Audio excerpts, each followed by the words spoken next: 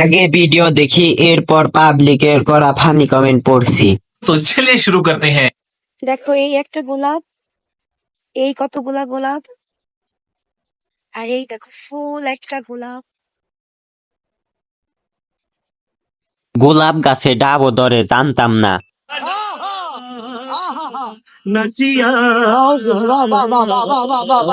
ভাইয়ের হাতে জাদু আছে, নয়তো গোলাপ এত বড় হয় কেমনে?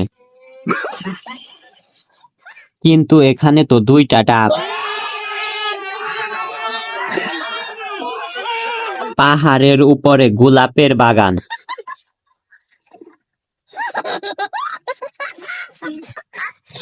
এত বড় গোলাপ ফুল থাকলে গাছ ভেঙে পড়বে।